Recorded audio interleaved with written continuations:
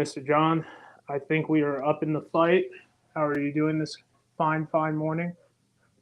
I'm great, Pat. How are you over there? I mean, between work, did I say work?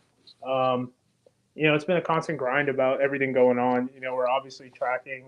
I got my three laptops set up and whatnot, so we're obviously tracking everything that's going on right now.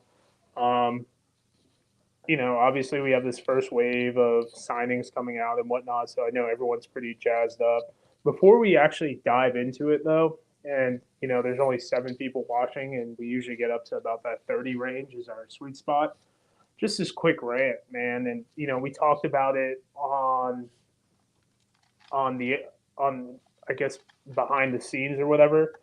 A lot of people, obviously, with the Bengals not making the playoffs, and then the Packers are starting to have their futures deals come out. A lot of people are starting to get real jazzed up about like, oh, is Alex Magoo going to come back? Oh, is AJ McCarron going to come back? And I personally feel there's this awkward sense of entitlement in which like these guys need to play with us. These guys need to come back to this league, and it's like, bro, I think what made the XFL so attracted to AJ is that he wasn't in the cycle for 2022, and um, he only had like a couple workouts here and there with 2022 teams.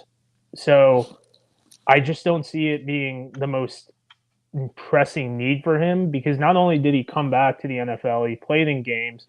And I don't think someone's talking about this enough is that Jake Browning did pretty okay in kind of an emergency situation, to where he's able to now come in and like kind of have a little bit of a market to him now, because there's a possibility that Jake Browning could demand a 3-year $12 million deal. And do you really want to be spending $4 million on your backup in Cincinnati, to where you could probably get AJ for a 2-year $3 million, 2-year $4 million deal, which I think that changes the scope of everything going on. I'm curious to see your thoughts on that. It's an interesting proposition because, first off, from a financial standpoint, they're okay right now. You know, I think that was the other draw for a lot of these players was that this league, between the XFL, the USFL, were opportunities for guys to go out there, make some money, and keep that dream alive of playing in the NFL. And so to bring guys back after, they've played a year with a team, they played last year. We're talking about, 9, 10 calendar months out of this past year that they've been playing football. They've been in participating with team activities, and that's a lot to ask on an athlete's body. The second thing I think that's kind of important to point out as well is, yeah, the backup quarterback situation is very valuable, and it goes down all the way to your third quarterback, in the NFL at this point. If you look at, this year, I believe it was either 8 or it was 10 quarterbacks played all 17 games Yeah, it was in the very NFL this year. minor. It was very minor. I think they had 66 this year. The year before it was 68, and this year they had a higher winning percentage than they did last year. And that's a testament to how important backups are because it's a 17 game season. It's a long year. It's a physical game. It's really hard to ask these guys to play all 17 games and get through, healthy. So when you have that kind of a situation, to have a guy like AJ McCarron, for example, on your roster in the NFL, I think AJ in particular brings more value than just being a backup quarterback, being a capable backup or third string quarterback. He's almost like a coach as well over there because of the experience that he's had, the long time that he's been playing, the different places that he's been. He was at Alabama. He goes up into the league. He plays with several teams there. Comes down here to the XFL, has a really good year there. So there's a lot more value to him than just being a third string quarterback. There's more value that he brings to the team in general. So I would say with Magoo, that's a young quarterback room, and Magoo is kind of like the elder there when you think about it.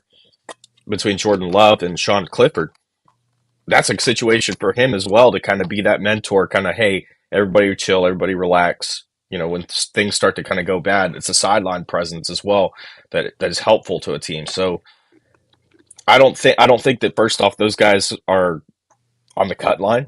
I think that they're probably pretty well set to even play with the teams that they're on next year.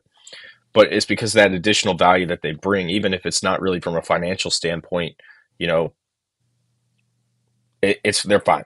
You know what I'm saying? So I don't think they need to come back. I don't. You know, let them get a full off season. They've earned it. They played really well in these past, this past year in this league, and now they're, they can reap the benefits of that. Well, another thing too, specifically with AJ, is you're asking him to play 15 of 18 months, and outside of him, putting up a terrible stat line of, he plays all 10 games, throws 1,300 yards, 9 touchdowns to 15 picks, he's going to be in the cycle to get signed again. So now you're asking this guy who, from a marketing standpoint, everyone's like, oh, his family, his family, his family.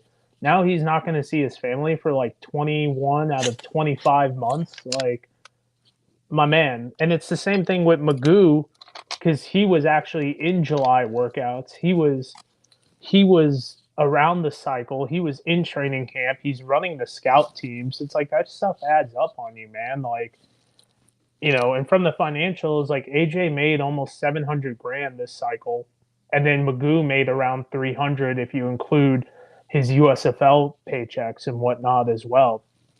So, in my opinion, I'm just kind of like, all right, bro, sounds good. But I mean, like, I think there's just this awkward sense of entitlement that's come along with this stuff. And it's kind of really unattractive to me. So I'm kind of like, what's the move here, Cheech?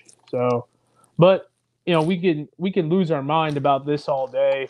The biggest thing I wanted to talk about is this new wave of signings. Obviously, with 75 players becoming the becoming the high water mark. You got San Antonio, which totally went above that. I think they have to cut 19 players. They're at 94, and then the Showboats also coming around. And then there's a couple guys who have gotten signed that the league hasn't publicly announced. Like they've mentioned it through like their social medias and whatnot. So I'm extremely curious to see what your thought process is through this first wave of UFL free agency. Obviously, if you don't know John, he scouts a lot of players. He does a lot of this stuff. I really feel that John is one of the best in the game with this one, and then two, you bring in the fact that he's. I'm not going to say he's at Emery level, but he's pretty damn close in my opinion. No, Emery still got me Yeah. by a little bit, because that man, I don't know how he sleeps. I don't think he does at this time of year. But no, right now what we're kind of seeing is you're building up your rosters and you're getting ready for camp, right? I think there's still a lot of uncertainty with who's going to show up and who's not, and so teams are still trying to figure all that out. And so for San Antonio, when you see all of these signings, all these guys that they brought in just in this, you know, cycle, I guess you could call it, in this release, what they're doing is they're building themselves up, with depth. They've got a lot of guys that they got to replace. They got a new scheme that's going to be coming in, new coaching staff, and especially if you're going to make a drastic shift in your philosophy, it means that there's going to there's going to have to be a drastic shift in personnel. So that's what I thought when I saw San Antonio. When you start to look at some of these other guys, I mean, these are depth signings. These are guys coming in. Hey, let's bring them in to compete for camp. Some of these guys we really think we could make an impact for us in the new season. And um, overall, you don't want to jump and overreact to any of these signings and go, oh, like so and so is going to be an absolute killer on this team. He's going to be running for the MVP. I don't think any of these signings are necessarily that. I think it's just we got to build up the roster. We got to build up the depth, figure out who's going to show up for camp. I think next month is when they're starting, February 28th, if I'm not uh, mistaken. 23rd. 23rd. Okay. Yeah, there's some there's some what you call it. There's some like talk about coaches reporting the 18th and whatnot, but in the end, I mean, Jersey brings it up. Like they're promoting the hell out of this league. I'd like to see some other types of promotions other than the same generic one that they had. I mean, they had months to kind of prep for this and whatnot, but it is what it is. I mean, I think hopefully that moves. I think hopefully that moves the Richter scale. With these major networks involved, I'm hoping a million per game. I know that might be wishful thinking, but we'll see what happens. I mean, I would like to think football is a very sexy thing in Michigan right now. I'd like to think because of how bad the Cardinals are, that might be a sexy thing for St. Louis. Not from an attendance standpoint. I think they'll still break 35 each game, but from a rating standpoint. But and then Texas, Texas in football, we'll see what happens on that front. Well, first off, Jersey, it's a good question. I don't think it's necessarily the NFL that's promoting the UFL as much as it is, you know, uh, ESPN, ABC, and Fox, right? Yeah, Because they want people to tune in. The first thing I think that's going to help them is the fact that we're starting over a month after the Super Bowl. Um, I know that the XFL last year jumped right in right after the Super Bowl and was like, "Hey, let's get football going. It's not going away." Blah blah blah. But it's almost like if you leave some space, some time where there is no live football, you're going to create a little bit more of a draw because you got that post Super Bowl kind of, oh man, the season's over. There's no college anymore. That's been over for a month. Now we got NFL's finished. So if you build up the anticipation a little bit, I think that helps, right? So that's the first thing that I think kind of stood out with the way that they set this up. Secondly, yeah, it's NBC dropped out of the television contract because it didn't make any sense for them once the leagues merged, especially with the involvement that ESPN and ABC was going to have with it. So they dropped out, and now ABC has to pick that up, pick that slap up, the slack up from that. So uh, I think that's what more the promotion is about with the new league. But the NFL, they're not going to come straight out and say, oh well, we want guys to, we want this league to succeed, but they do, they because do. this is their developmental ground at this point for a lot of these guys. These leagues are going to become even more valuable once college moves on from the COVID year. And I think I said this last year too, because, the COVID year, the extra year of eligibility has provided a lot of depth to the last few draft classes. And so talent hasn't been so much an issue. Developing talent has been less of an issue than it's been before because we've got guys that have been in college routinely for 6 years coming out. And that's an additional year, if you're assuming that they took a red shirt, to develop. So these leagues are going to have more value once we get out of the COVID era of college football. And, I think the league definitely wants this to succeed. Well, yeah, because they don't have to really foot the bill either. I mean, everyone keeps talking about, oh, the NFL wants to should do a development league, and I'm like, well, why would they when every Tom, Dick, and Harry wants to have their own, staple on I own a football league and whatnot. So if they don't have to foot the bill, like in one of these leagues work, I mean, I think they're going to hold off on developmental league for years upon years. Do I think one day the NFL will do it? I mean, possibly if it becomes a need, but a lot of people don't want to talk about this, but since 2009, they've had consistent developmental football for years. You had the UFL 2009 to 2012. In 2013, they started the Fall Experimental Football League, which guys went to the NFL from that league. So you had that from 2013 to about 2015. 2016, the Spring League showcases started coming up. You had the AAF in sequence with the Spring League. Then 2020 had XFL 2.0, and then 2021 had the Spring League again, which had all those AAF and XFL guys. 2022, 2021 standalone Spring League, 2022 USFL, 2023 XFL and USFL, and then 2024. So you could talk about, oh, the NFL doesn't need a developmental league. I mean, to an extent, I would say yes, they do, but they don't. They need it, but they also at the same time, they haven't had a need for it because everyone else has done it for them. So, And that's not even to point out the AFL. You know, yeah, Arena's been around for a long time. Arena's back. yeah, Um, and then you could talk about NFL Europe ended in 2000 what 7.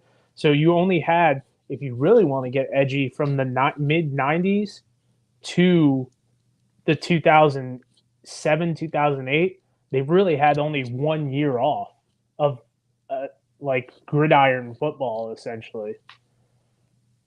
and So Europe built that back, right? They built yeah, back that presence once NFL Europe kind of ended, right? With a yeah, lot of the countries over there, they put their own leagues together, and then ultimately they're like, well, let's go ahead and make the ELF. Let's make a union where we bring the best teams up from all these different leagues and compete. And the ELF is going strong. I think they're expanded to 16 teams this year. yeah, So yeah, like developmental football is not, the issue. And that's not even mentioned. We got the IFL as well that's starting this year. That'll be tapping into Mexico now too. So it's like there's no need for the league to invest money into a developmental league. Uh, the fact of the matter is these leagues, Pat, they're losing money. There hasn't really been a profitable one yet. And the NFL doesn't want to put that kind of money into something like this, especially if there's other people that's already doing it. yeah. I mean, to them, it's. I mean, I don't know what the financials are of the G League and the NBA, but I could imagine they're not good. But when you need your G League guys, they come up and they make, and they do what they need to do. And from another side of the business, I don't know how much the Shield makes. I know it makes probably a lot of money and whatnot, but the NFL has a lot of great social programs and whatnot. Are those social programs still going to be relevant if they have to fund these leagues 60 million, $200 million? You know what I mean? Like, Mhm.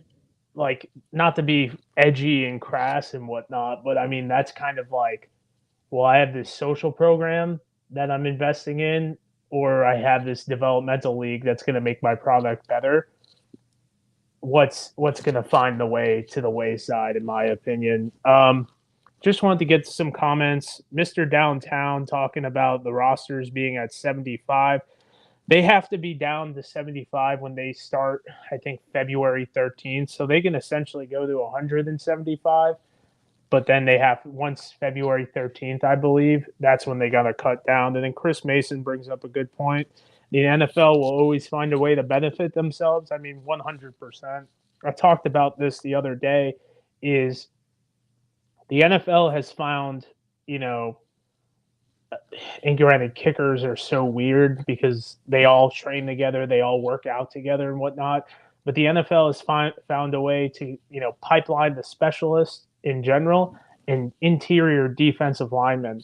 That's been the most successful position coming from these developmental leagues. You have Jeremiah Farms, LaCale London, Dominique Davis, Khalil Davis, LeBrian Ray, and then there's a bunch of their practice squad guys or interior defensive linemen that have come from these developmental leagues. And I don't know the numbers from 2020 and 2019 with the AAF and XFL. I think quarterback was a real sexy thing for them. I think the AAF had like 7 of like their 16 quarterbacks earn NFL contracts. And granted, like Matt Sims was one of them who got hurt in the middle of the season on their practice squad. But over the last 2 years, defensive line has really been the spot. And TJ Carter, who got cut by the Rams in 2023, he was another defensive lineman who actually played in games in 2022. So, I mean, that's been their kind of bread and butter, which is great and all. But at the same time, I would have thought, we'd see more special teams linebackers getting more reps. But so far, it's really only been DeMarcus Gates to appear in a game, who And recently got cut. the reason for that too, Pat, is just the fact that defensive linemen are so hard to, first off, keep healthy, Yes. second off, develop, and thirdly, we've got, teams right now in the league are running 8-man rotations Yes. all across it, because it really helps your defensive line play throughout a game, keeping guys a little bit fresher so that when you get to that third, fourth quarter, you're not dealing with guys that have been playing 70, 80 snaps going against these tackles, because the offensive linemen are at an advantage every single play. So when you can rotate guys eight deep through your defensive line, there's a value that brings. Um, just keeping guys fresh and keeping the ferocity of your defensive line play up to par with where it needs to be throughout an entire game. Um, so to me, I think that's why that. Secondly, when I talked about development, defensive tackles are really hard to develop because so much of what a defensive tackle has to do to win is technique. It's their hands, especially when you get up to the NFL level. So when you're in college, a lot of times you can kind of get away with, using your strength, using your brute force to win in one-on-one reps. And when you get up to the next level, you can't really do that. So I think that's the real key right here, right? Is the fact that you've got guys that are developing down here. They're having to develop their technique at this level because the offensive line play is good enough to force them to do so, and that's why you're seeing defensive tackles moving up at a high rate, compared to other positions. Yeah, and I think even just from a signing standpoint, granted, not all these guys made the team.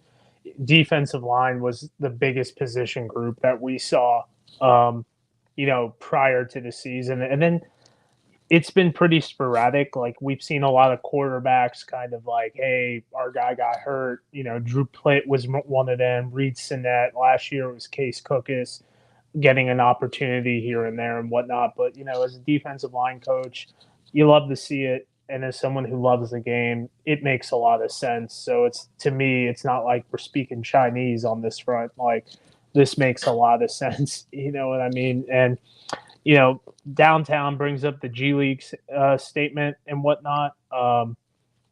It. I mean, if the NFL doesn't have to, I think this. If the NFL really wanted to take this seriously, we'd have to go 5-6 years of semi, like profitability, and by what I mean semi profitability is like, $5 million loss, $10 million loss, and then maybe the NFL, maybe. But the flip side, you got guys like A-Rod, Diddy, Gary Vaynerchuk, all saying, "Oh, I want to own a football team. I want to own a football team." You get an investor like that, I think it changes things a lot, personally.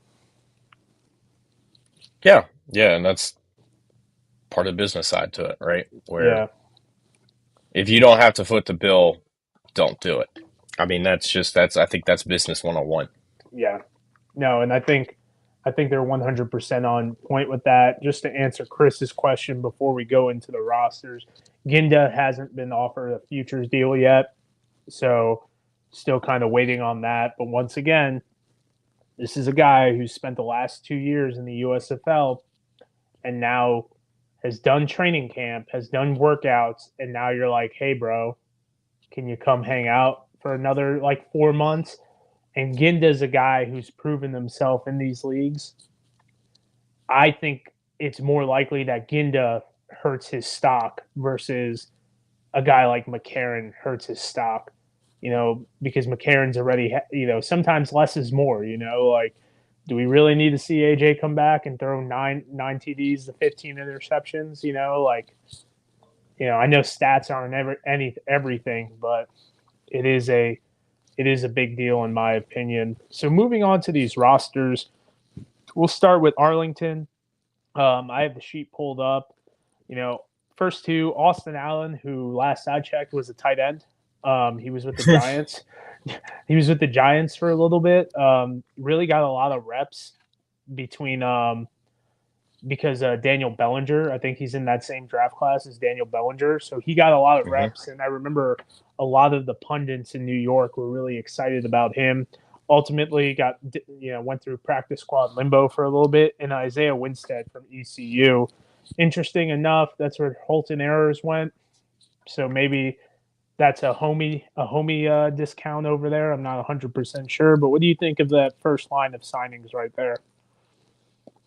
So yeah, I think Austin, if they're listing him as a wide receiver, they're going to try to play him out of the slot, Yeah. which makes sense. He was a little undersized to play in line when he came out of Nebraska, and he went down to the NFLPA Bowl and rest in peace, and played there.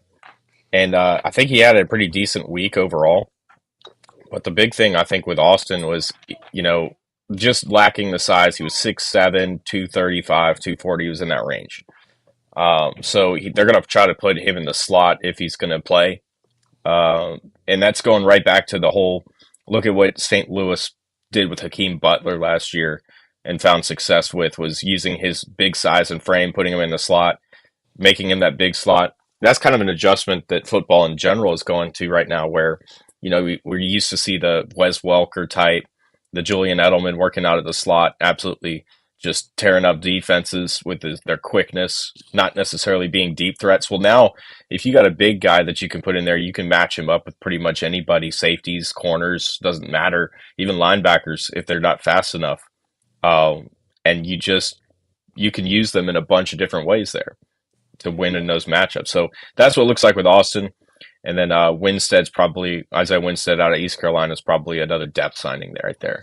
Yeah, and they go into camp. They have Javonte Payton, Deontay Burnett, Tyler Vaughns, Juwan Winningham, Van Der Esch, who really came on, in my opinion, was a Battlehawks cast-off. He's Leighton Van Der Esch's cousin or brother or something like that.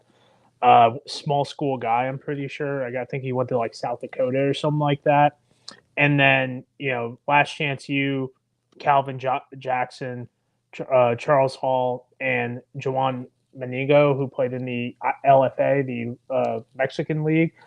So nothing too sexy on that front for them, in my opinion. But like you said, real depth pieces, kind of shoring up that group for the minimum of camp. And with these 75 rosters, if you know your guys, you don't want them taking all those reps and whatnot as well. And I think a lot of people forget that. So if you're looking at this roster, currently they sit at 62. Might as well get some depth pieces in there. Take the strain off Winningham, maybe Tyler Vaughns and Van Der Esch. And also you want to get more out of a guy like Calvin Jackson, who, has bounced around a little bit and whatnot as well. But Absolutely, yep. I like the tight end. You got to think they had Sal Cannella there. Do you kind of see that, Austin Allen plays that Sal Cannella role a little bit? Yeah, and I think Allen's going to have a little bit more size, Yeah. a little bit more length than Cannella did. Yeah. Do we know if Cannella's coming back? I mean, he's liked some of my tweets and whatnot, but I mean, that's all nonsense in my opinion. The thing about Cannella people don't realize is he's kind of in that DiNucci role where he's got this successful clothing brand and whatnot. And I do want to touch on DiNucci about him signing a futures contract. One, he had his maximum 3 elevations, so he's up plus 180 plus his practice squad money. So the guy made around 350K plus XFL money. You're looking at about 70 something, and that's if they go off the base salary, not like the elevated quarterback salary. Plus, he's got his brand. The only kickback I give on DiNucci is if they go as hard as they did with the marketing of the Player 54 stuff, all that does is up his brand, in my opinion, rather than being just the third string quarterback on the Broncos. So that's my opinion. I don't know if I'm correct on that, but if he's looking at a business standpoint, is it better to go to the XFL and have the camera on you constantly, or do you want to go to the NFL and kind of be a QB3, ride that train out for whatever? Either way, I think a guy like Ben DiNucci financially is fine. Utilizes social media, all that goofy stuff. I would assume multiple streams of income, but that's just something I think about that maybe others don't. So that's my opinion on it. Moving into the Birmingham Stallions, the name that pops up might not be popular, in my opinion, is Slade Bolden. This is a guy who was with the Ravens last year, got hurt. Obviously, an Alabama guy. That's always going to tickle a lot of good stuff. You're going to get a lot of people from Tuscaloosa caring about it. When I used to do media days and whatnot, you'd occasionally have a couple Alabama reporters on our media days for St. Louis because of AJ. Anytime you can put more, eyes on the league, I'm always for it. Carlos Davis, a fringe NFL guy. I believe he has a Super Bowl ring as well. His brother's Khalil Davis. Mark Gilbert, very successful as well. And a lot of people aren't talking about this is Jordan Thomas. He's listed as a wide receiver from Mississippi State. He's a tight end. He does have NFL experience, legitimate NFL stats when he was with the Texans. Went to camp with the Battlehawks, got cut, went to Orlando, made a lot of his highlights from fakes. I think he had a couple of receptions on some fakes from Mac Brown. Mm-hmm. But he goes to the Carolina Panthers as a linebacker slash edge. And I don't think enough people are talking about that because personally, in my opinion, this guy could play both sides of the ball. And what else can he do? Special teams. So now I have 4 or 5 check marks next to this guy's name that I don't have to worry about. And it's just one roster spot. Yeah, absolutely. I'm glad that you bring that point up. That's another point, part of roster building that's so important with just having guys that can fill multiple roles. Um, when we talk about fringe, defensive backs, fringe linebackers, fringe receivers, fringe tight ends, fringe running backs, the first question always comes up, when you're in the war room or whatever, and you're trying to make the cut or trying to make the pick or whatever that is. First question is always, okay, well, what can you do on special teams? Because there is an importance there. We've seen special teams flip games. I think even just this weekend, we watched special teams flip a couple games where they had, a couple bad plays or, Houston took back in the, NFC divisional round against Baltimore, took back a punt return for a touchdown that kept them in the game and made it a 10-10 game at half. So special teams is a huge, huge part of, building a roster and making sure that you have your P's and Q's together. Now with some of these players, Bolden, yeah, great. That's going to be a fun name, right? Because he was a very effective underneath slot receiver. Think that Julian Edelman type. That's exactly the kind of role that he played at Alabama. Didn't see him obviously very much at Baltimore, but that's what he did when he was at Alabama, and he was pretty darn good at it enough to get an NFL opportunity. And I think that he's got the potential to play back up into a camp if everything falls right. Kevin Austin at Notre Dame, that's another good one. Austin was a good speed guy. I'm pretty sure he ran a sub 4.4 when he had his pro day. Now that is Notre Dame's pro day. We know that Notre Dame likes to play with the numbers a little bit. If you remember that with Kyle Hamilton a couple years ago at his pro day, they definitely played with some numbers. But Austin is a burner, and he did pretty well doing that at Notre Dame as well.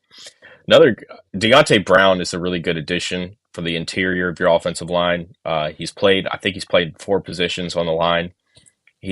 Probably going to be a guard. I think he's at 335 or so, 6'3", 6'4".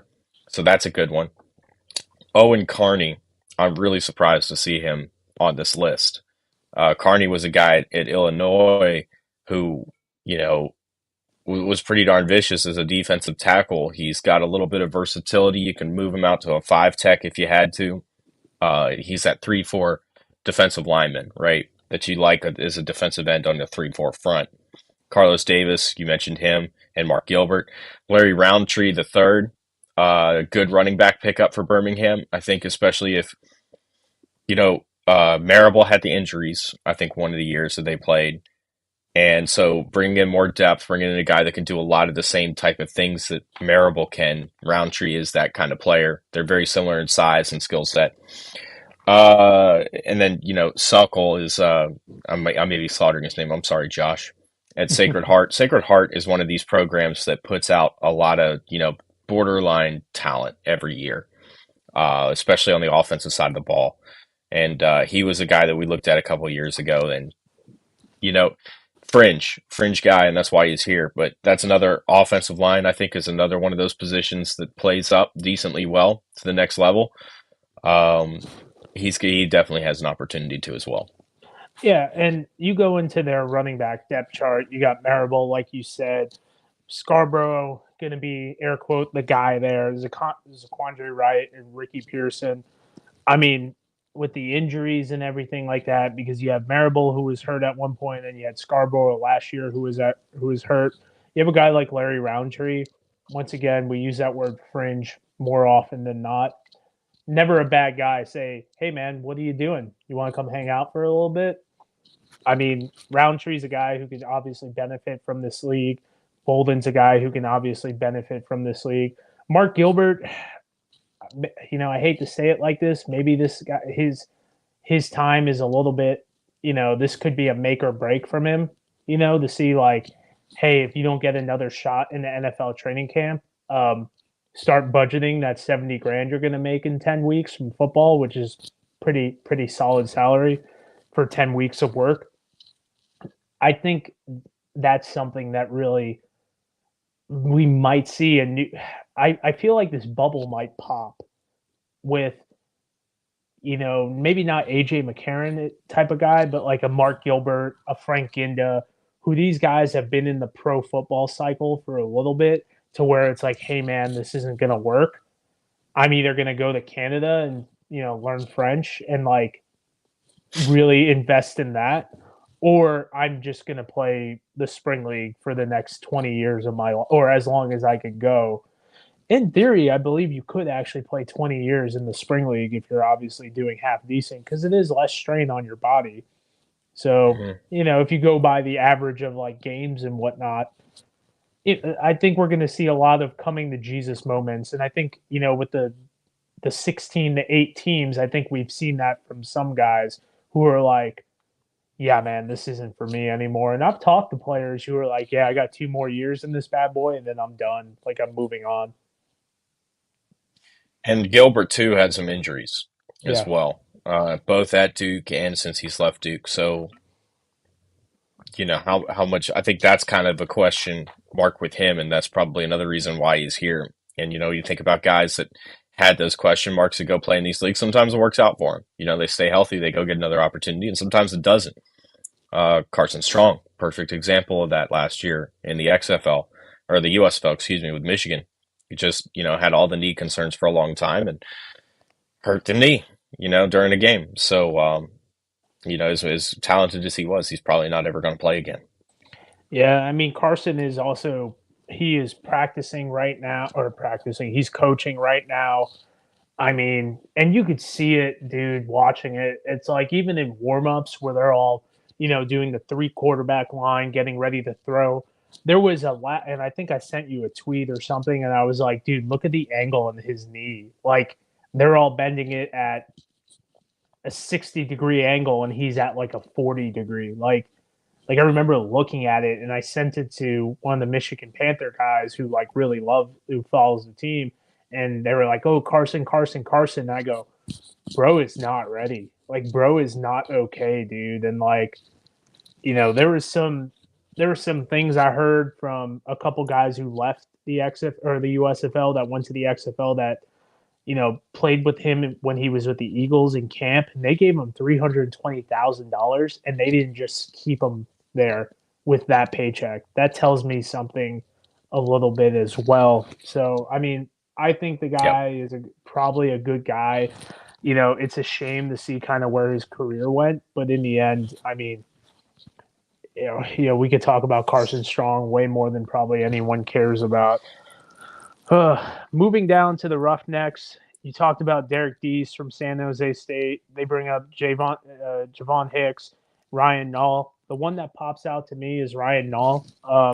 Kind of Mhm. reminded me of a little bit of a Zach Zenner from North Dakota State, I believe, or North Yep. Dakota, not North from North Dakota. He was a Jackrabbit, not a Bison.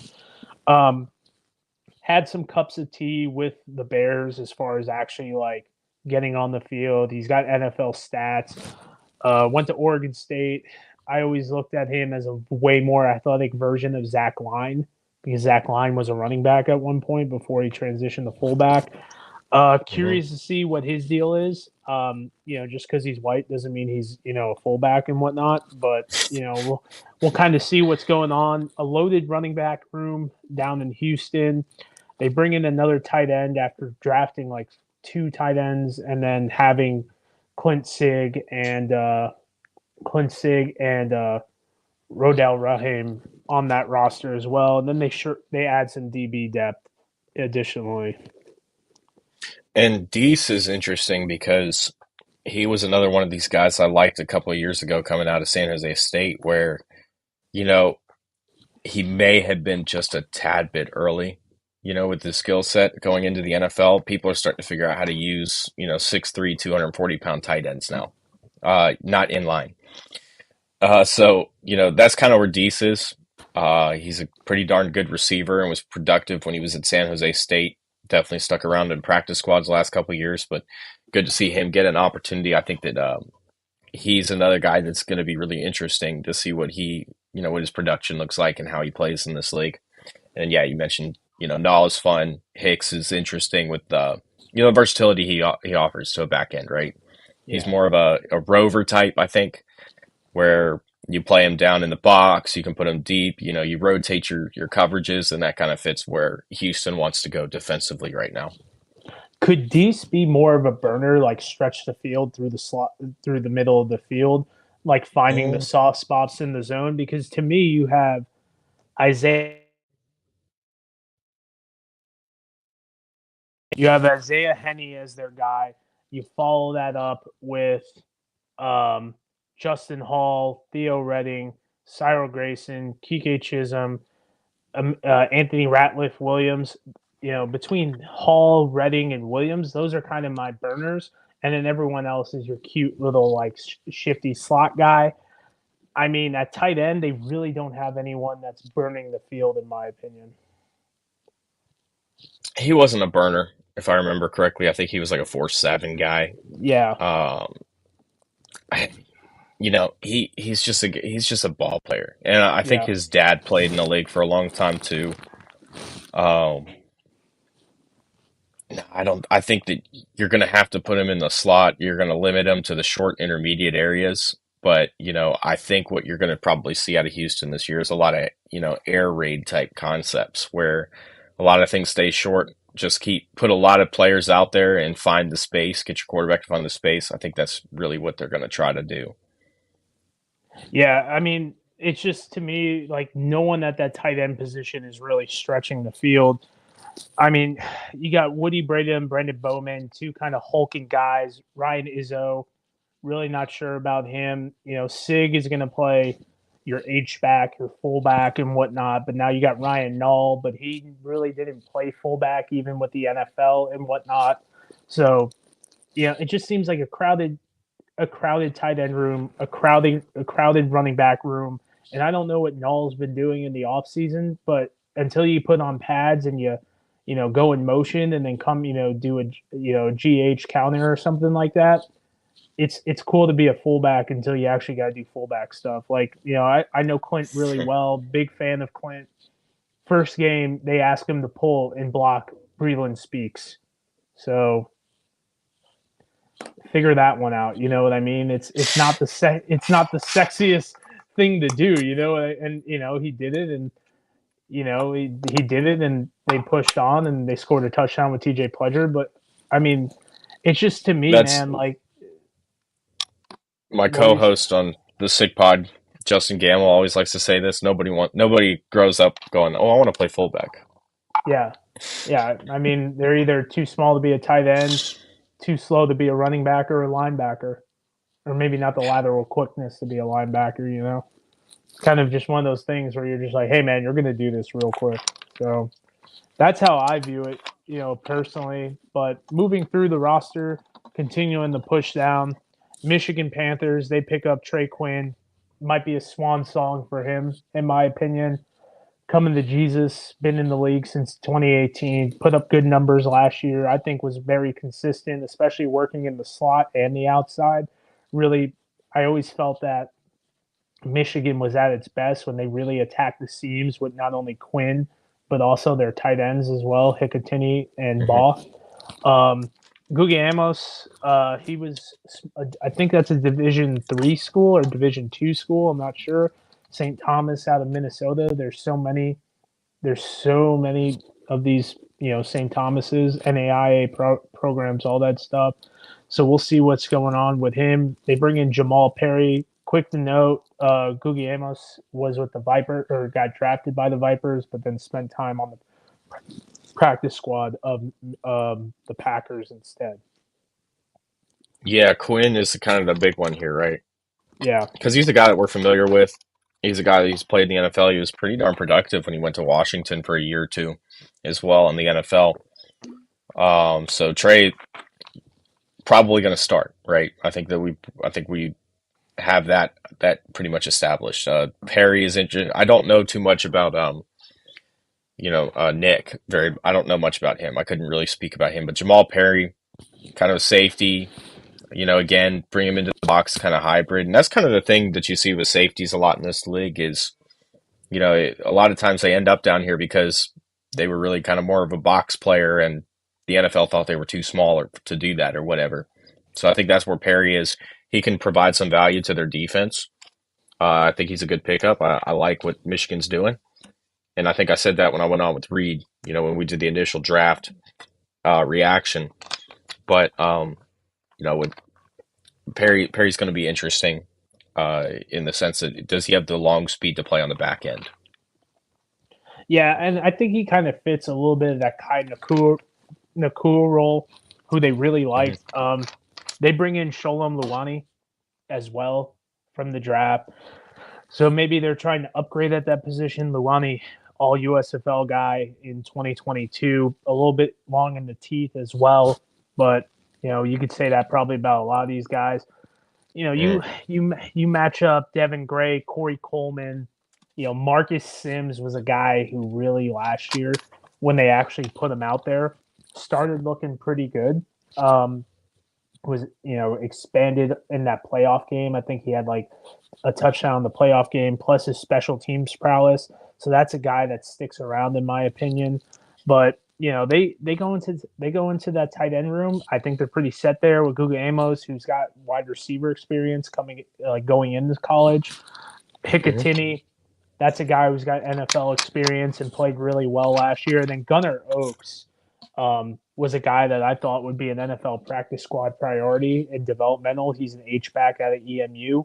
I thought that was a guy that we'd get pretty pumped about as well. But we'll see what happens on that front. Yes, sir. Well, Michigan's interesting. Yeah, I think they're going to be pretty good this year. They've really been a quarterback away. Yeah. They've been a quarterback away from being a really good team the last couple of years. Yeah, and I mean, I think they had some receiver issues in 22. A guy like Paxton Lynch threw 64% for them, won a award, one of the Players of the Week award, and he had 2 interceptions that I specifically remember hitting Devin Ross's hands, and then becoming interceptions. And he had 4 drops on the first drive when they played Houston in 2022. And I was like, okay, this dude has 64% completion percentage, and we're already -6 on the drops in interceptions. And I'm like, if Paxton Lynch can put together some decent numbers before you actually peel back the tape, I mean, some of these other guys can put together some decent film as well. And I mean, Paxton seems to be out. I wouldn't be surprised if he gets a phone call like, hey, like in the middle of the year, like, you want to play football real quick type thing. And he's like, yeah, I'm not doing anything. Because I think that NFL window's done for him. Yeah. Which, is a shame in some concerns. But regardless, if Paxton Lynch was putting up some decent numbers with that 2022 Michigan Panthers team, then, who EJ Perry or even Danny Etling, who they just brought back, there's some good stuff on the front coming on that. They also brought in Davis Cheek as well. I mean, Cheek is a guy, practice squad guy. In my opinion, was penciled in to be the starter until MBT came down to New Orleans. But once again, a lot of signings on the offensive line. Jarrett Horst, Michigan State guy, a lot of bounced around. Drew Himmelman was a guy I was pretty high on, and Chim Okafor from the NAIA. Real big, really pumped about that. Biggest thing, they got rid of Sean Pollard, who is kind of a scrub in my opinion. Well, let's go down to the Battlehawks real quick before we dive into this nonsense. Yeah. So obviously, you bring back Darius Shepard, special teams, checking the box. You bring back Marcel Aitman, who was hurt last year. That when they used him one on one, if they went to a 3-by-1, put put Aitman on the island, especially once you identified that he was going to be manned up. You saw a lot of those back shoulder, I don't want to say back shoulder fades, but those back shoulder throws to where Aitman used his big body to take advantage of some of these smaller cornerbacks. Really hoping we see a lot of that. I always felt that St. Louis was the most successful in that 4-minute offense that they ran. You know, you add a versatile back like Max Borghi, this team can be really dangerous, at least from the offensive side of the ball. And they got some decent guys on defense as well. Yeah, and a couple other receivers that they add too is there's some really good guys between Jerome Cap. Cap is a special teamer as well. Um, Yeah. I got to know Jerome when I went down to Tropical Bowl last year. Um, Stayed in touch with him throughout the year and even up to here recently. But Jerome he's a really fun guy to be around. I think we all got an idea of that on Hard Knocks this year when he rapped Eminem and got the entire locker room going with it during the rookie talent show. But he's one of these guys that he's got a really unique approach to the way that he looks at expanding his skill set, and becoming a better player. Because of when I did an interview with him last year, I think last February actually, he talked about putting tools on the tool belt. That's his idea of what he's trying to do, and what he can do is a lot. Between special teams, um, being that receiver out of the slot with a big physical presence. I think you might even be able to put him out wide if you had to in a pinch. But Cap is a fun guy, and so I'm excited to see if he can make this roster and compete and even play, more so than we're expecting right now. Jeffrey Thomas, another good one that they added. Uh, he had a lot of hype. I remember people at one point in the 2019 NFL draft cycle talking about him being a second or third round pick. That was the year the Draft Network was huge, and I know that they were really high on him over there. All those guys. Thomas had some injuries concerns. That's really pushed him out of. I don't believe he was drafted, but he's an interesting prospect in the sense of what he brings. With speed, route running ability. He's kind of that 5'10", 185 kind of range, and we're gonna see what he can do. Kobe Smith, not a guy that I'm too familiar with. I know he played in South Carolina. That's not a guy. It's that name is not ringing um, in my head right now. You have Kobe Smith, looks more of a depth piece to me. Recent stint with the New York Giants. I'm not really losing my mind about him. If I pull up their roster and whatnot, coming from the edge and the defensive line part, depending if they go 3-4, 4-3, which they had a couple different fronts. If you go from the edge, you're looking at Travis Feeney, Carson Wells, and Pita Tomapeno. So I don't think Kobe Smith is better than those guys. Also, a dude you want to look out is Double E, MK Egbuli, who played with Edmonton in the CFL, actually played in some games. And then you bring back Elorm Loomer, who had NFL workouts and was with the team last year. If you go into their Hmm. interior, you got Big Kevin Atkins, Antoine Jackson, Freedom Akinmoladun, all guys who had NFL looks, whether it be workouts or training camp signings and whatnot, including some kind of new names in Mandy Alonso and TJ Pesafena as well. Yeah, I wouldn't So be surprised to see Anthony Beck get a look next year, as a coordinator.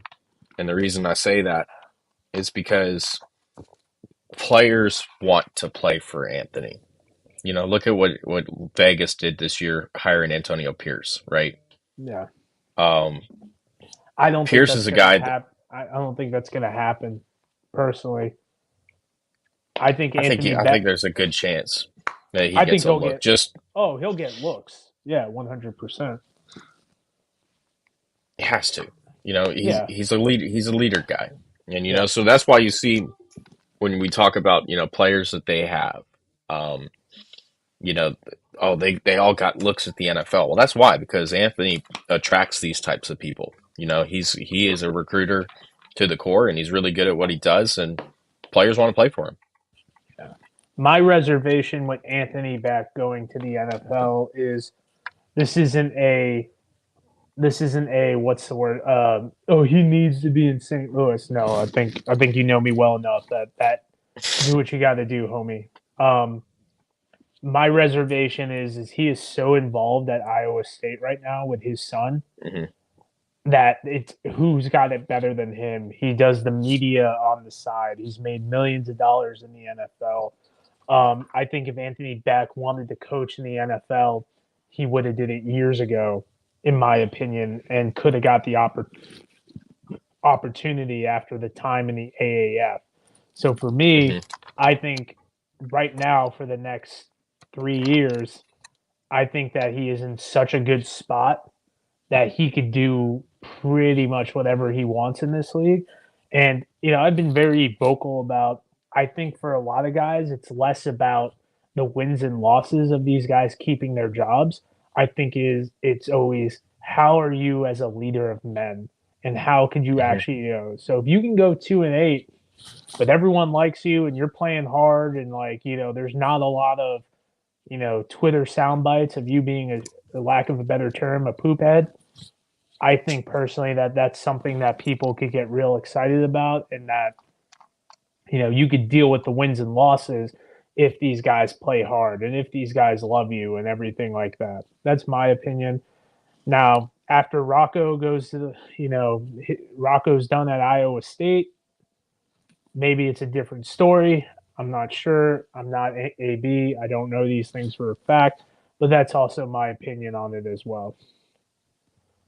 I think that's a pretty solid take in my opinion. You know, Hey, if it, I'm speechless, it's a solid take. yeah. I mean, it's the human element, man. It's like people sometimes kind of forget about the human element of this stuff, and sometimes I feel like I'm a little bit ahead of the times with this. When I'm like, oh, why wouldn't someone who made $3 million in 7 months want to play in the XFL? And they're like, no, he has to come back. I'm like, does he? I don't know. But I mean, Chris got an interesting statement down there. I mean, Chris is a Bears fan. Has to yeah. be. I mean, Eberflus is someone that I think is just kind of like, yeah, this is pretty cool. I'm a head coach. I got another year. I mean, I wouldn't get rid of Eberflus. Not that because he's done anything great, but I mean, you just got you just got the stability. If you don't think you can get your sexy Bobby Slowick or these hip young offensive coordinators and whatnot, if you like Justin Fields, you might as well run it back and like just kind of like give it the old college try. In my opinion, I think stability goes a long way. And saying that, what's going to happen is they're going to go 10-7 once the schedule comes out. They're going to have a favorable schedule, and we're all going to be like, "Oh, Justin Fields, can he take the next step?" But I don't know. We'll is he quarterbacky enough? I don't know. I don't know. Well, uh, we know Lamar Jackson is now for. dude, I've been so I remember I was in Afghanistan contracting, and there was this dude who was a Ravens fan, like big OG Ravens fan, all that goofy stuff. Because you watch football, what do you think about Lamar Jackson? I go, I mean, man, he's either going to be healthy or not, and when he's healthy, he's going to be healthy, and when he's not, those are going to be some less than sexy times, my dude. And I feel like I've been pretty on point with that, and I know that's very generic and whatnot. I mean, I just hope he fucking excuse me. I hope he keeps his I hope he keeps his body, semi protected, and I hope he is able to play enough games and all that goofy stuff. But, before he turns 30, I think there's going to be some really awesome highlights from him. And I feel like I've been pretty on point with that assessment. I don't think it's a crazy assessment whatsoever. But, I mean, the more he Okay, does, so before we get to San Antonio, then are you all in on this? The Super Bowl was called 2 years ago by the NFL. man, I mean, dude, the Chiefs are so bad and they just continue to figure it out. And, like, my girlfriend is such a big Chiefs fan, and she's like, "Why are we so bad and we keep winning?" I go, "One, there's been some kind of BS calls. Two, I mean, when you're Pat Mahomes, you kind of have it figured out, man. Like, yeah, there'll always be calls that may go your way, but I'm just like, I think people forget how good of a team and franchise KC has been since 2013 when they transitioned to Alex Smith. I feel like we forget how, and I don't want to say how good Alex Smith was, but Alex Smith was a 3-time Pro Bowler. Could have been probably and Pro Bowl is nonsense, by the way, but regardless, the people thought Alex Smith was good, and I'm a big Alex Smith guy. They thought Alex Smith was good enough to lead a team, and like he did, and he had a pretty good. He essentially has won everywhere he's been since 2011, and people forget when in 2018 that Redskins team was going to make the playoffs before he got hurt, and when he did get hurt, the wheels completely fell off. Like, it was Josh Johnson. So like, let's not forget that like this Chiefs team was good for a while, and then in 2016 when they got Tyreek Hill, which before your burner was Dwayne Bowe, Dexter McCluster, Kelsey was finding his groove. It's like this has been a good team for years upon years. So there's still a lot of key pieces that they've continued to build in there and whatnot as well. So I think sometimes the dumb stuff that Mahomes does, where like he'll throw a ball and it's a completion, and I'm like, hey man, like in like 3 years, that's not a completion. like that's not going to be a completion in 3 years. And I think we started seeing some of that. We take away for how good of a coach Andy Reid is. Well, because what they're actually saying is, if you go look at the last couple of Super Bowl logos, right? Yeah, The colors match up to the teams that played in it. yeah, And this year, the colors are red and purple. yeah. I And mean, then some local news station said that announced that who was playing the Super Bowl halftime show for the Ravens and 49ers Super Bowl. yeah. I mean, I'm hoping the 49ers get over the hump. I want to see Detroit, Lamar man. dude, it's 3 out of the 4 teams I'm okay with winning the Super Bowl, and I think that's pretty good with me. Like, do you get Goff, the redemption story? Do you get Purdy, Mr. Irrelevant, and Shanahan gets over the hump? Do you get Lamar with his first Super Bowl? Like, essentially, I really wanted to see Josh Allen get over the hump. I think now he's getting to that Phillip Rivers comparison, which I ain't seen Phillip Rivers rush for 50 plus touchdowns in his career, but whatever. Um, and a couple. I mean, what we watched the game last night. Like what Josh Allen had 2 or 3 balls that were, you know, could have been touchdowns. I think he could have hit the check down on that final drive. I think there was twice, and one of those was a completion, but the flat was open like 3 times, and I'm like, yo, just take a 7 yards, bro. And then That one that everybody's pointing at right now with Diggs, wide open in the flat, and he took the shot down the field and couldn't get it there. He got hit. Chris Jones got the yeah, left tackle up into him. yeah, That was open. That was a yeah, touchdown if he gets a clean throw off. But, yeah, I think that was the best game I've ever seen Josh Allen play. yeah. I I mean, know stat wise it wasn't sexy, but it's like that was the best team. I mean, the best game I've ever seen him individually play. He put the team on his back and kept them in that as long as he did. yeah. I mean, how many times have we seen like that KC defense this year? Like, not scrubs, man, not scrubs at all. And Mm. there were some plays that, like, there was the one to Shakir, where Shakir goes out to the flat and then Diggs just kind of sits and whatnot. My girlfriend's like, Mm. how'd they give that up? And I was like, that's just good. That's a good route. Like, everyone kind of did their job, and you're so used to this and whatnot that like they've been going to Shakir, and then you think Diggs is going to burn them, and he just sits in the flat. I was like, that's what Kansas City does with Pacheco and Tony, or Pacheco and Kelsey, or Tony and Kelsey. They put the guy on the flat. You think Kelsey's going to take it downfield a little bit? He just sits in the pocket. I mean, like, they did stuff that Kansas City does to other teams all the time. And I loved the orbit motion. They brought the Shakir on the orbit, and then he Once he was crossed in net, back. yeah, I was like, Yeah. Oh, that was beautiful. yeah. That was so I mean, beautiful. the only thing I could say on film with that is like when you're watching it, just like I would sit in the middle. I would teach it to sit them in the middle of the field because he's gonna have to run so far laterally to go back like to where he started running in motion. I would sit that extra second because you have one, you have help, it looked like, and two, as an NFL athlete, you should be able to make the close there, in my opinion. That's like the Well, only yeah, it, real it was just. Have you ever it, seen orbit motion do that? Like you fake the orbit, you come all the way yeah. around. I hadn't I seen that very much.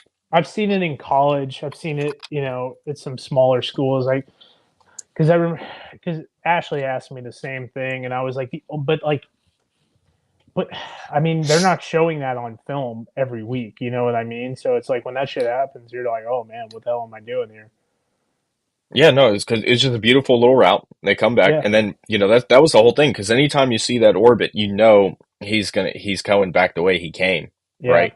I think And that's why you saw the corner over the top Yeah, chasing him. yeah. I think I mean, hindsight's 2020. The only thing I'd say is sit that extra second now. But then it's like, okay, you gotta But yeah, do you're that. still you're still giving Yeah, him the flat, if it's yeah, if it's not a fake. yeah. I mean, and can I live with that because I got more help? But I don't remember the other routes they ran. They could be running, slants, so that takes away your help, and then you're asking the safety to cover down. But I don't know what their, Hmm. I don't know what their coverage was. It's Yeah, it looked like it was one high man on yeah, man. It might have had a lurk, yeah. but I mean, that just comes down. You got to run cover six every play. basically. I mean, you run cover I six. didn't I didn't mean to sidetrack the stream for 7 minutes, but No, bro. But I mean, I hope we kind of lost some people, but I hope those who like were listening to that could appreciate the conversation because a lot of people they jump on stream and I hear a lot of this guy is really good because he did this, and I'm like, okay, like have you ever watched Texas Tech in the mid 2000s? Those guys are really good too, and now they're all coaching.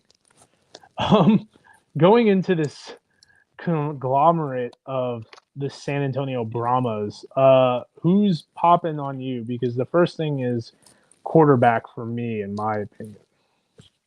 yeah, Chase Garbers definitely pops, right? Because Garbers is another guy that he stuck around with the Raiders for on the practice squad for a little bit.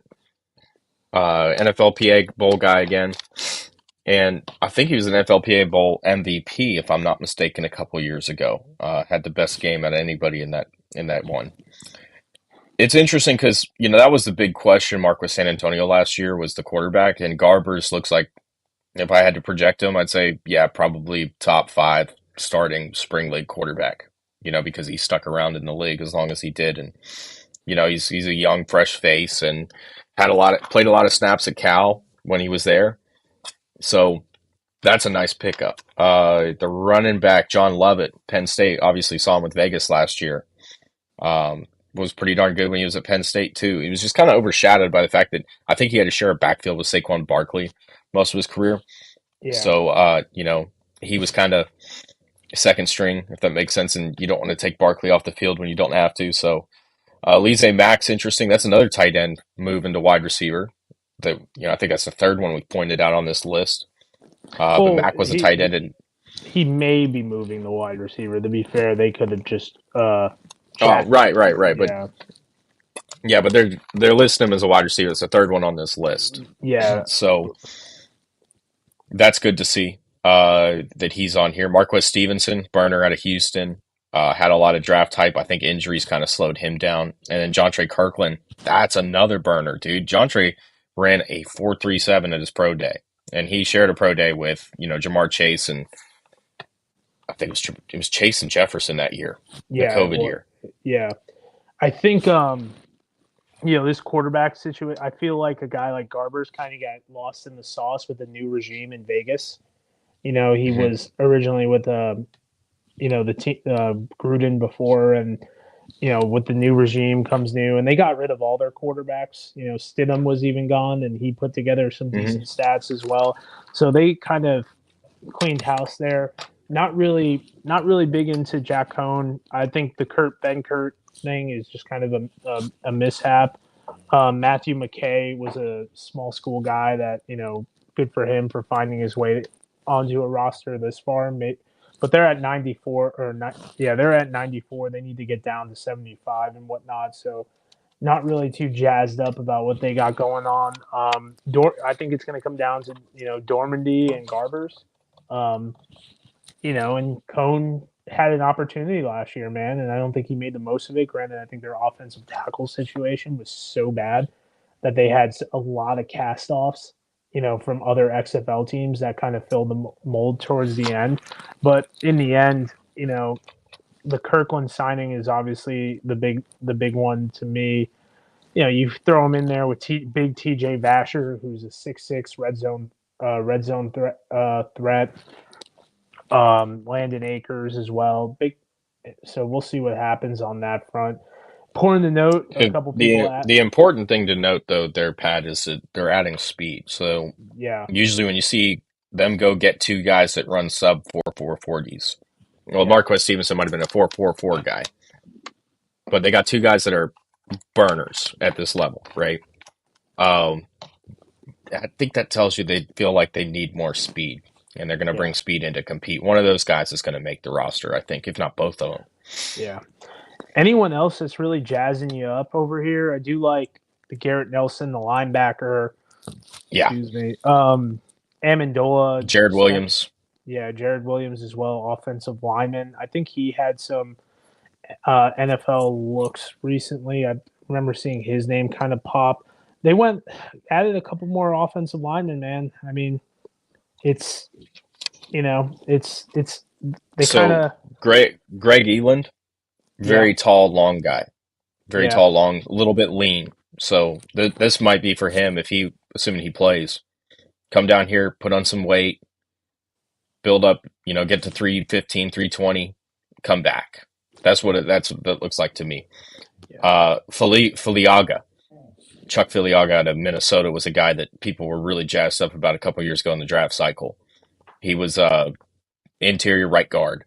So that's another one that's really interesting to me. Um, Jared, yeah, he's another long, athletic tackle, a little lean, put on some weight, come back up.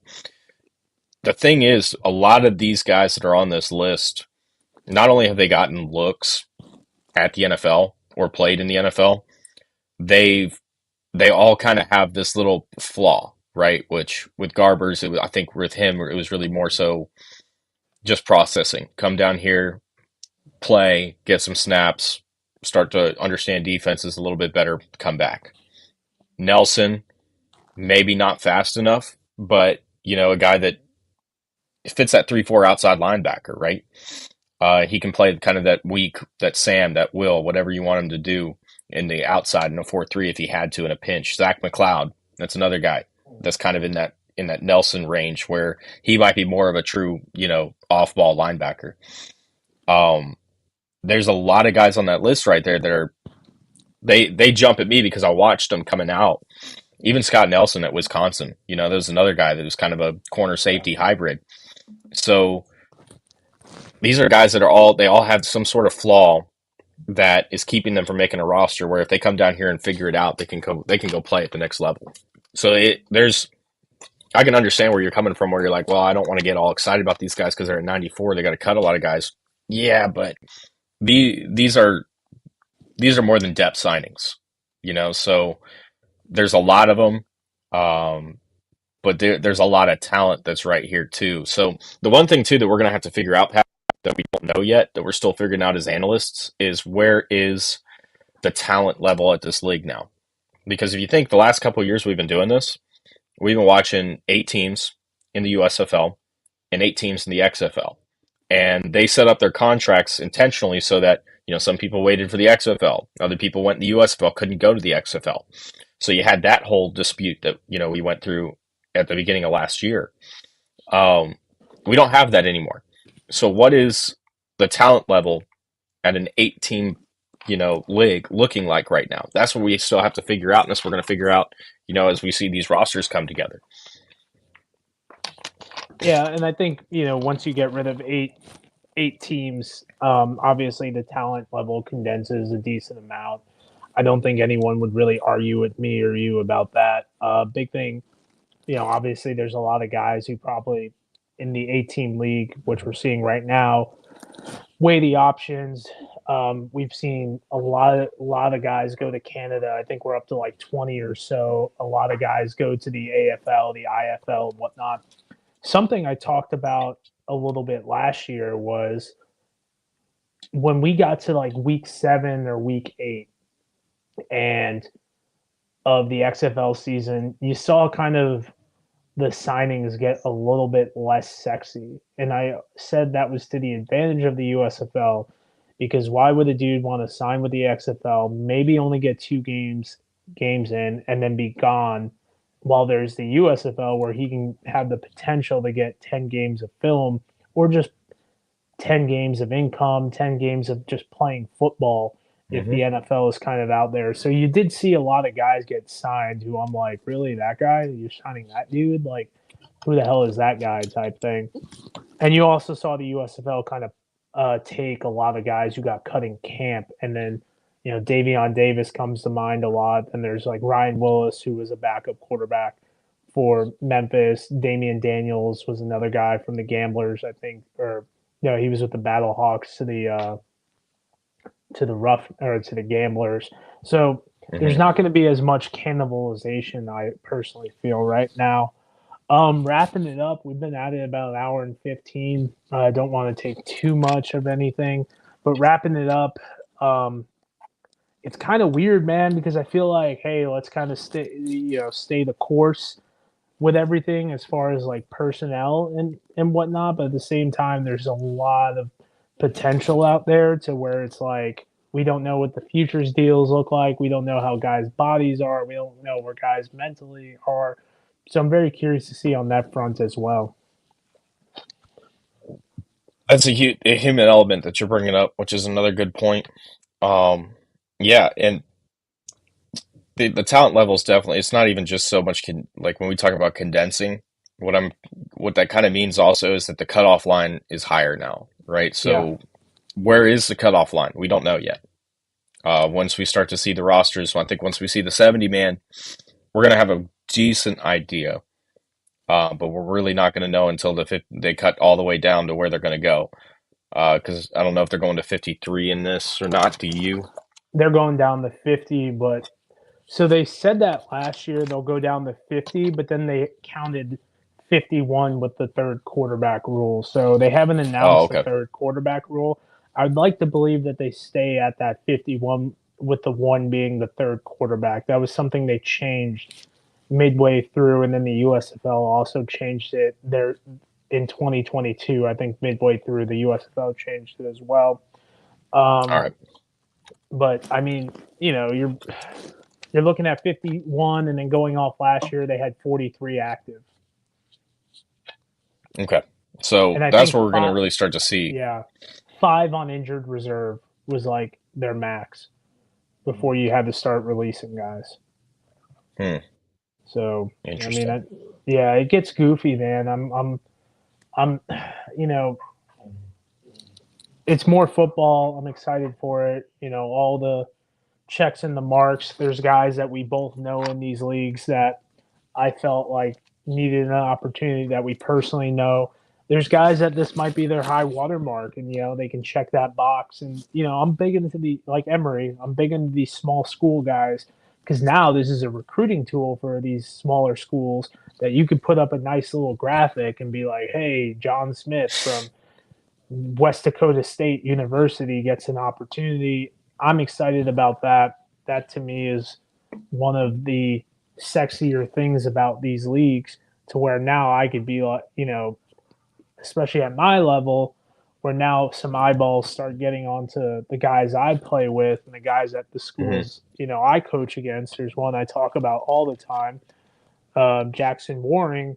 It's like, hey, man, it's not a bad shtick to have an XFL scout come to your game, especially there's one that is attached to my area, that would be a pretty cool thing for not only the schools we play against, but the kids, the kids that I coach and whatnot. So, there's some personal self interest there as well. And we do the No, I XFL. like.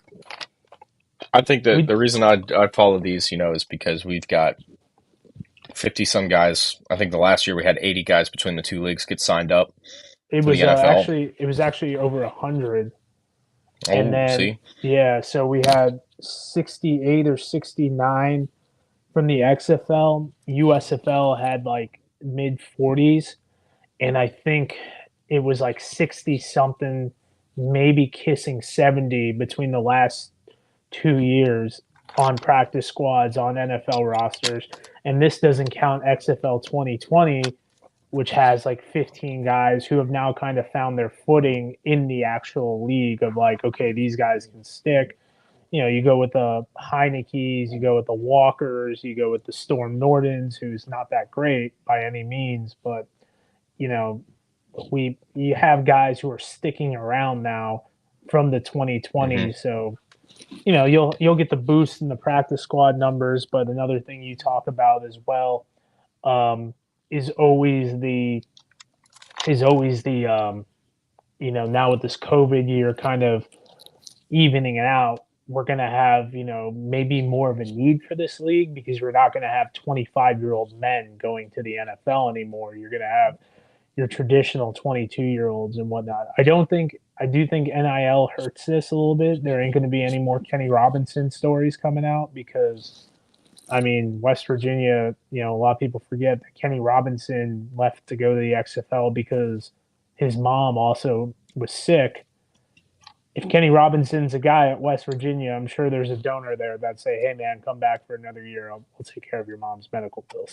yeah, yep, you know, or maybe if it's Kenny Robinson was a third string guy, one of the players who's making a lot of money, who's gonna go to the NFL. That dude might take care of it, or help out and whatnot. There's so much ways to be compensated as a college athlete now that, in my opinion, I would rather ride that train as long as I could financially before I have to make 60 to 70 grand in the XFL if the NFL is not looking too sexy.